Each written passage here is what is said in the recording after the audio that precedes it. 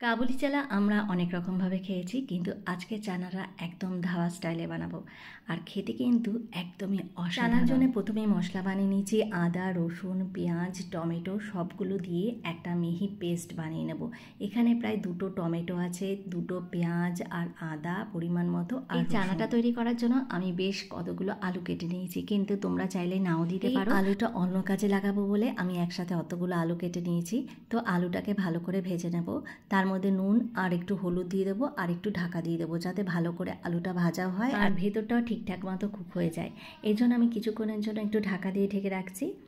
কিছুক্ষণ বাদে ঢাকনাটা খুলে যখন দেখবো আলুটা ভালো মতো ভাজা হয়ে গেছে, তখন এটাকে আমি নামিয়ে ফেলবো। তোমরা এই আলুটাকে যখন দেবে তখন একটু পিস পিস করে কেটে নেবে, মানে একটু ছোট ছোট করে কেটে নেবে। এই রেসিপিতে চানাটা ভালো মতো ভিজিয়ে রাখতে হবে, মানে ওভারনাইট চানাটাকে জল দিয়ে একদম সোক করে নিতে হবে। এর ফলে চানাটা একদমই মোটা মোটা হয়ে যাবে। তারপরে প্রেসার কুকারে কয়েকটা সিটি দিয়ে নিতে হবে।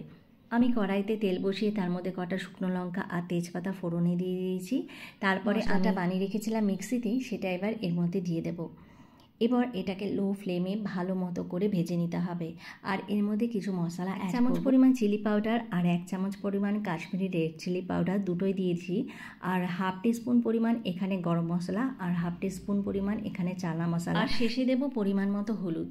সবগুলোকে দিয়ে নেড়ে চেড়ে ভালো মতো করে কষিয়ে নেব, যতক্ষণ না পর্যন্ত একদম নিচ দিয়ে তেল বেরিয়ে যাচ্ছে ততক্ষণ পর্যন্ত এটাকে কুক করতে হবে। কষাতে কষাতে দেখবে এমন একটা সময় আসবে যখন নিচ দিয়ে তেল বেরোচ্ছে আর একটুখানি কালারও চলে এসছে, তখন তাহলে বুঝতে হবে যে আমার মশলাটা কষানো একদমই পারফেক্টলি হয়ে গেছে। এরপরে আমি এর মধ্যে সামান্য একটুখানি চিনি দিয়ে দেবো, এতে করে কালারটা খুবই ভালো আসবে।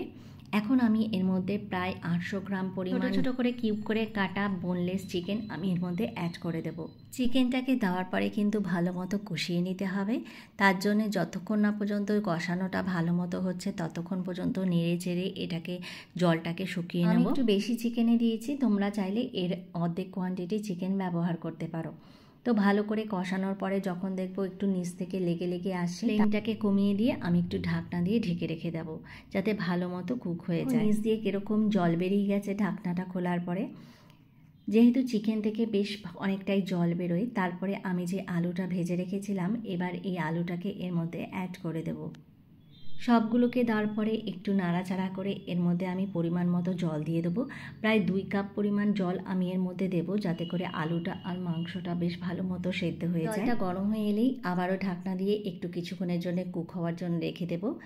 প্রায় 5 মিনিট বাদে যখন এটা ভালো মতো সেদ্ধ হয়ে যাবে তখন দেখবে কত সুন্দর একটা কালার এসছে আর ভালো মতো বেশ কুকও হয়ে গেছে। এবার আমি এর অর্ধেকটা পরিমাণ চিকেন তুলে রেখে দিচ্ছি আর বাদ বাকিটাকে একটুখানি আবারও ঝোলটাকে কষিয়ে নিচ্ছি, মানে গ্রেভিটাকে একদমই কষিয়ে নেবো, যাতে করে এর মধ্যে একটুখানিও গ্রেভি না থাকে। এর ফলে টেস্টটা খুব ভালো আসবে।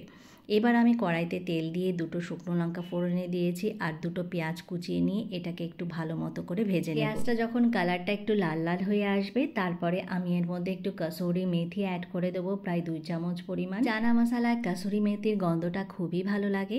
এটাকে একটু ভাজাভাজি করে নিয়ে তারপরে আমি যেই চানাটা ভিজিয়ে সেদ্ধ করে রেখেছিলাম তার মধ্যে একটুখানি রাজমাও দিয়ে দিয়েছি। সবগুলোকে দিয়ে একটু নাড়াচাড়া করে ভেজে নেব, যাতে করে চানাটা ভালো মতো ভাজা হয়ে যায়। এটাকে কিন্তু একটুখানি ভেজে নিতে হবে, তার ফলে ফ্লেভারটাও ভালো আসবে আর রান্নাটাও ভালো হবে। এর মধ্যে আমি একটু হলুদ দিয়ে দিচ্ছি কালারের জন্য। এবার আমি যে মাংসটা বানিয়ে রেখেছিলাম সেই মাংসটা আমি এর মধ্যে অ্যাড করে দেব।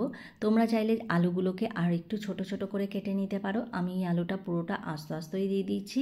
সবগুলোকে একসাথে আবারও একটুখানি কষিয়ে নিচ্ছি। এরপরে আমি এর মধ্যে পরিমাণ মতো জল দিয়ে দেব।